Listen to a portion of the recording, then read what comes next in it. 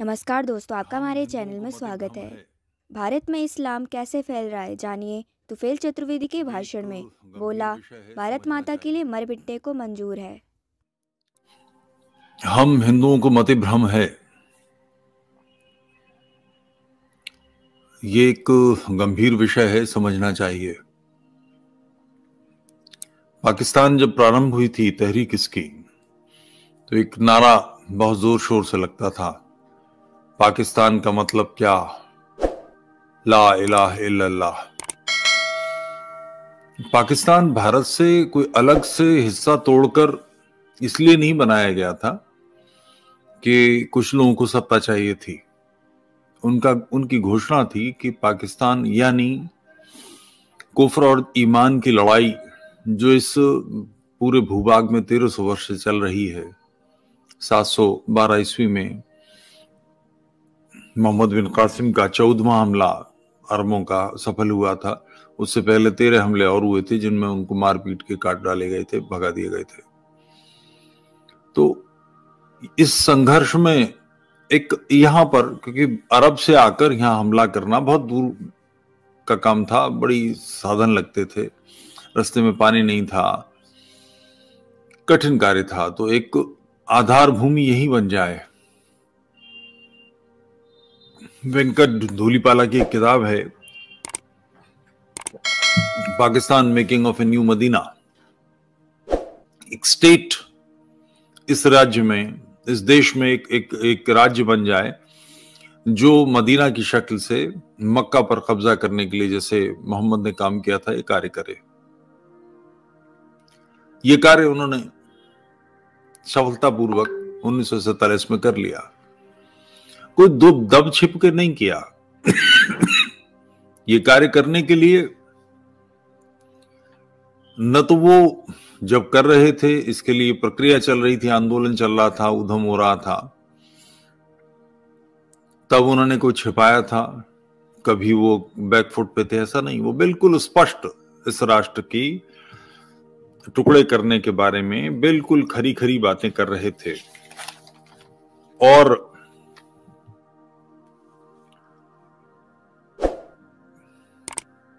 आज भी वो उस पर शर्मिंदा नहीं है, या वो लज्जित नहीं है, या उस जीवन शैली जिसको वो लागू करना चाहते हैं शरीयत के नाम पर, उस जीवन शैली का बचाव नहीं करते। वो कहते हैं यही सही जीवन शैली है, आप उसे अमानवीय, असभ्य कुछ भी मानते रहें। जब तक आप इस संकट को समझेंगे नहीं, इससे पार कैसे पाएंगे। पाकिस्तान से टूटकर बने हुए एक भाग में, बांग्लादेश में 1971 में बना, 1947 में जब विभाजन हुआ था, बांग्लादेश में 30% हिंदू थे। भारत में तो अभी 17-18% के आसपास होने चाहिए। 2021 की जनगणना में 14.6% थे। किसी भी सूरत 17-18% से अधिक नहीं हो सकते भारत में मुसलमान। उसके बावजूद एक समस्या बनती जा रही है। बांग्लादेश में 30% हिंदू थे, 1971 में 20 कर दिए गए। अब उनकी स्थिति 6-7% की बची है। बहुत थोड़े से लोग निकलकर बाहर आए, जो भारत आ गए या विदेशों में चले गए। बाकी सबको या तो धर्मांतरित कर लिया गया या मार दिया गया। कानून ऐसे बना दिए गए बांग्लादेश में, भारत के लिए दो हिस्से करना पाकिस्तान को के एक कमजोर शत्रु बना दिया। मगर हिंदुओं के लिए तो भयानक स्थिति रही। जो पाकिस्तान जब बांग्लादेश था उस समय हिंदुओं की दुर्गत थी, वो बाद में भी चलती रही। उसका कारण ये कि समस्या पर हम लोग कभी भी बात नहीं करते, सावधान नहीं रहते। तालिबान और पाकिस्तान में कहीं कोई अंतर नहीं है। जिसे आप तालिबान समझते हैं या कहते हैं और जिसे पाकिस्तान समझते हैं, दोनों एक ही विचारधारा का, एक ही स्रोतस्विनी से, एक ही गंदा नाला है, एक ही जहर भरा नाला है। पहले जो वैश्विक सभ्यता है, विश्व भर की सभ्यता है, इस सभ्यता के पैर में फुंसी निकली, कैंसर हुआ पैर में, उस फोड़े को पाकिस्तान की शक्ल दे दी। आज वो फोड़ा बदन पर ऊपरी भाग में निकल आया, आप उसे तालिबान कहकर बचने की कोशिश कर रहे हैं। दोनों में कोई अंतर नहीं है, दोनों एक ही विचार के उपजात हैं। ये कुफ्र और शिर्क से ईमान की लड़ाई दारुल इस्लाम और दारुल हर्ब का संघर्ष है। सारे विश्व में लगातार चल रहा है, 1500 वर्ष हो चुके हैं। इस विषैली विचारधारा को समझकर इससे निपटना पड़ेगा, इसके बिना कोई विकल्प नहीं है।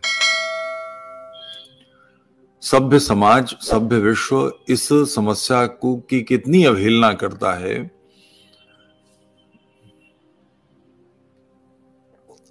जर्मनी की चांसलर,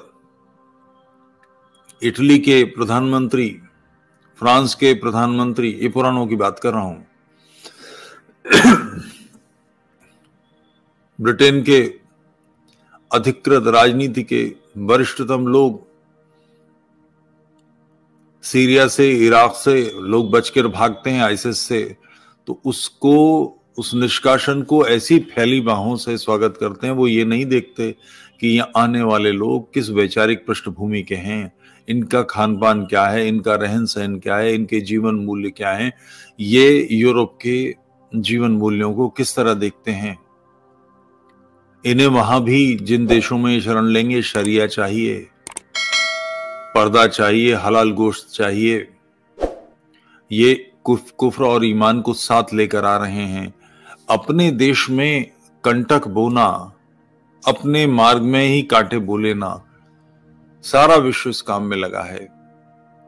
मेरे देखे प्रजातंत्र इस्लामियों का टूल बना हुआ है। सारे विश्व में प्रजातंत्र इस्लामियों के पक्ष में खड़ा है। हर जगह लाख, सवा लाख, 1.5 लाख वोट होते हैं हर कॉन्स्टिट्यूंसी में। सबकी जबान लपलपाती है, सबकी लाट टपकती है। नतीजा कि ये इकट्ठा वोट मिल जाए, इसके लिए 5 साल की सुरक्षा, 6 साल की सुरक्षा, स्थायी पक्षधर। जैसे उत्तराखंड में जो आज चिंताजनक स्थिति है, इस चिंताजनक स्थिति के बीज बोए थे नारायण दत्त तिवारी ने। उत्तराखंड की तराई में बाकी क्षेत्रों से अपने वोट बैंक बढ़ाने के लिए, उस समय उत्तर प्रदेश ही था, अपने वोट बैंक बढ़ाने के लिए इसने मुरादाबाद से, बरेली से, बिजनौर से, रामपुर से, इन क्षेत्रों से लोग इनवाइट किए थे, उनको सुविधाएं दी थी और जनसंख्या का परिवर्तन हुआ। अब उत्तराखंड जो नारायण दत्त तिवारी का अपना मूल क्षेत्र है, वहां की राजनीति इस्लामियों की जनसंख्या के बोझ से चरमरा रही है। हम समस्याओं को देखना नहीं चाहते, उसकी समस्याओं के बारे में जानना नहीं चाहते, उसका अध्ययन नहीं करना चाहते, और अगर करना चाहें तो साधन भी नहीं है। इस प्रॉब्लम के बारे में 47 में विभाजन हुआ, लाखों लोग मारे गए, करोड़ों विस्थापित हुए। इस पर 4 अधिकृत किताबें नहीं हैं। पाकिस्तान यानी ढाका, जसौर, खुलना में क्या हुआ, लाहौर, कराची, रावलपिंडी, पेशावर में क्या हुआ, किस तरह से हिंदुओं के नरसंहार हुए, इसके बारे में 4 अधिकृत पुस्तकें नहीं हैं जो सरलता से मिल सकें, लोग जिसे पढ़ सकें। इसीलिए ये गलतफहमी हो जाती है कि तालिबान और पाकिस्तान भिन्न हैं। पाकिस्तान जिस विचारधारा का परिणाम है, उसी विचारधारा का अगला स्टेप तालिबान है। जो अफगानिस्तान में हो रहा है वो पाकिस्तान में होना है। होता क्या है, हिना रब्बानी जैसे सुंदर विदेश मंत्री को देख के लोगों को गलतफहमी हो जाती है। लोगों को लगता है कि असली पाकिस्तान ये वाला है, ऐसा नहीं है। और ये अधिक गति से, तीव्रता से बढ़े, इसके लिए वहां की जो सेना है, जो पुलिस है, जिसका कार्य विभाजन करना है या सुरक्षा देना है सभ्य समाज को पाकिस्तान के, वो स्वयं तालिबानी है। वही तो तालिबान को ट्रेन कर रही है, वही तो हथियार दे रही है, उसी ने तो सारा काम किया है। वो अब कैसे उसके खिलाफ लड़ सकती है? तो अंत पंत कुछ समय ही है पाकिस्तान के कि जिसका जो पूरी तरह से, जिस पर इस्लामी और जड़ मानसिकता, 1500 साल पहले वाली मानसिकता, उसको हावी होना है। यदि आप इससे बचना चाहते हैं तो इस विचारधारा के इस तथ्यों को समझिए, इसे उद्घाटित कीजिए, इसके बारे में साफ सुथरी बात कीजिए। आखिर इस्लाम को समझे बगैर, मोहम्मद को समझे बगैर, मोहम्मद की जिंदगी को जाने बगैर आज इस्लामी चुनौती से कैसे निपटा जा सकता है? इस्लाम बेसिकली मोहम्मडनिज्म है। मोहम्मद की जीवन किए धरे को अपनी जिंदगी में उतारना, इसी का नाम मुसलमान है। यही मुसलमान पर फर्ज है, जिसे सुन्नत कहते हैं। प्रत्येक मुसलमान को मोहम्मद के किए हुए को अपने जीवन में उतारना, कुरान के हिसाब से, इस्लाम के हिसाब से। मोहम्मद कयामत पता नहीं कौन सा क्या होगा, सृष्टि का जो अंतिम दिन होगा तब तक के लिए परफेक्ट अनुकरणीय व्यक्तित्व है। ऐसा कहने के साथ फिर मोहम्मद के जीवन को जानना तो पड़ेगा। उसकी मान्यताएं, उसका बर्ताव दूसरों के साथ, काफिरों के साथ, गैर मुस्लिमों के साथ, औरतों के साथ, बच्चों के साथ, इस सब कुछ जानना तो पड़ेगा। और है क्या कि उसमें बहुत सारा झूठ मिला दिया गया है। जैसे एक कहानी बहुत सुनाई जाती है कि मोहम्मद जब मक्का में निकलता था तो उसके ऊपर एक औरत कूड़ा फेंक देती थी, मक्का या मदीना का। एक बार निकला तो कूड़ा नहीं फेंका, अगले दिन फिर निकला तो फिर कूड़ा नहीं फेंका। तीसरे दिन जब ऐसा हुआ तो मोहम्मद ने पता करवाया कि वहां उस औरत को क्या हो गया है, वो कूड़ा क्यों नहीं फेंक रही है। और फिर मोहम्मद उसके घर मिलने गया। इसके व्यवहार से प्रभावित होके वो औरत मुसलमान बन गई। मोहम्मद की अधिकृत जीवनी में तो इस घटना का कहीं जिक्र नहीं है, हदीसों में नहीं है। ये भारतीय परिवेश में मूर्ख बनाने के लिए गैर मुस्लिमों को कहानी घड़ ली गई। जिसने दूध पीते बच्चे की मां का कत्ल करा दिया हो, चूंकि उसने मोहम्मद की पैगंबरी के दावे की खिल्ली उड़ाई थी, जिसने बूढ़े शायर को मरवा दिया हो, जिसने कबीले के कबीले कत्ल करा दिए हों, जिसने ऐसे सारे पुरुष मरवा दिए हों कि जिनके जननांग पर बाल नहीं आए, उससे छोटे सब छोड़कर सब ऊपर के लोग मार दिए गए। आप कल्पना कर सकते हैं वो ऐसा व्यवहार करने वाला व्यक्ति। और ये उस मोहम्मद ही अकेले नहीं, उस माली भी सम्मिलित था, उसका चचेरा भाई और दामाद भी था। इन सब लोगों ने ऐसे हत्याकांड किए हों। वो एक ऐसी महिला जो कूड़ा फेंकती हो, उसका स्वास्थ्य पूछने, उसकी चिंता करने घर पहुंचेगा। मगर ऐसी बातें की जाती हैं और इसका विरोध इसलिए नहीं होता कि लोग जानते ही नहीं, पढ़ाई नहीं हदीसों को। इस्लाम को समझिए तो आप पाएंगे कि तालिबान और पाकिस्तान कोई अलग चीज नहीं है।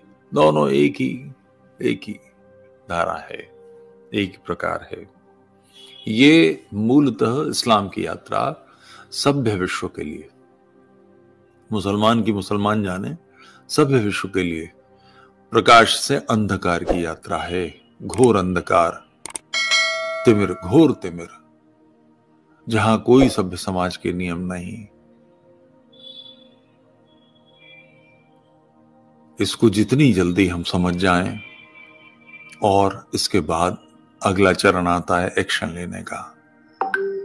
इससे निपटने के लिए एक सामान्य प्रश्न आप में से किसी कोई भी उठा सकता है कि एक आम आदमी क्या करे। राज्य सरकार नहीं कर रही, केंद्र सरकार नहीं कर रही, स्टेट नहीं कर रहा, हम क्या करें? आप ही के करने का काम है, मेरे ही करने का काम है।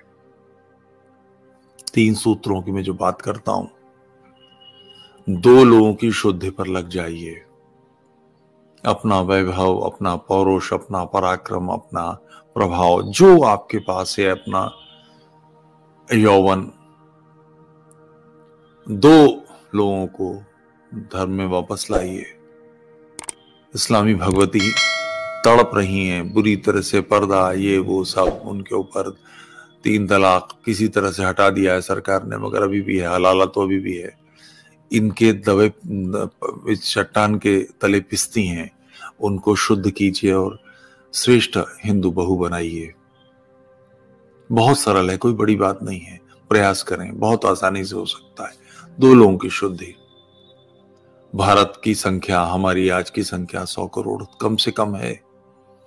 इसमें 10% जनसंख्या इस कार्य में लग जाए तो लोगों की शुद्धि पर लग जाए। कन्विंस करे, तैयार करे, इस्लाम को पढ़े। पहले अंडरस्टैंडिंग मोहम्मद किताब को डाउनलोड कीजिए और पढ़िए। उसके बाद इस्लामियों के मन में बीज डालिए। वो खिन्न है, ऐसा नहीं है कि वो बहुत सहज हैं, बहुत सुखद हैं। 2 लोगों की शुद्धि का प्रयास कीजिए, उनकी सपोर्ट बनिए, उनका संबल बनिए। दूसरा, इस कार्य में संघर्ष होगा, तो संघर्ष से लोहा लेना पड़ेगा। लोहा लेने के लिए आपके पास लोहा है, इसकी व्यवस्था कीजिए। बहुत आवश्यक कार्य है। तीसरे, जिन्होंने लोहा ले लिया है उनकी मदद कीजिए, जो आप कर सकते। ऐसे किसी वीर की पत्नी भूखी तो नहीं है, उसका बच्चे की फीस गई कि नहीं, उसके मकान का किराया गया कि नहीं, उसके लिए वकील की व्यवस्था हुई कि नहीं, जमानत होने की प्रयास लगातार लगे रहिए। इन 3 सूत्रों से हम पूरी ये बाजी बिसात पलट सकते हैं। सब कुछ आपके पक्ष में आ जाएगा। पहले चरण में भारत को निष्कंटक करना, फिर इसके आसपास के क्षेत्रों को साफ करना। ये सदी धर्म की विजय की सदी है। इसमें पूरे वैभव के साथ भारत माता जगत जननी के सिंहासन पर विराजे। इसके शत्रु समाप्त हों, निर्मूल हों, नष्ट कर दिए जाएं। ये समय आपका, मेरा समय है। वैश्विक परिस्थितियां भी हमारे पक्ष में हैं। यूरोप इस दीन की मार से, दीन के प्रभाव से थर्रा रहा है। उसके पास टेक्नोलॉजी है मगर जनसंख्या नहीं है। सैन्य बल बनाने के लिए, शक्ति बनाने के लिए जनसंख्या चाहिए, वो जनसंख्या उसके पास नहीं है। यूरोप की संख्या बूढ़ी हो रही है, नई पीढ़ी कम आ रही है। यूरोप पूरी तरह से भारत को दृढ़, सक्षम, उग्र, तेजस्वी हिंदू भारत देखना चाहता है। यही स्थिति अमेरिका की कि टेक्नोलॉजी तो है मगर इस संघर्ष से निपटने के लिए जो जनसंख्या चाहिए वो भारत के अलावा कहीं नहीं है। ये सदी हमारी है, ये शताब्दी हमारे पक्ष की है, धर्म की विजय की है। परम पवित्र भगवत ध्वज हृदयों में, हाथों में हमारे चाहिए। संपूर्ण मानवता को निष्कंटक करना हम आर्यों का कर्तव्य है। प्रणवंतो विश्वमार्यम वेद का प्रत्येक आर्य के लिए आदेश है, सारे संसार को आर्य बनाओ। इस कार्य में लग जाइए। इसकी शुरुआत शत्रु की विचारधारा की समझ से है। इसको समझेंगे तो कार्य होगा।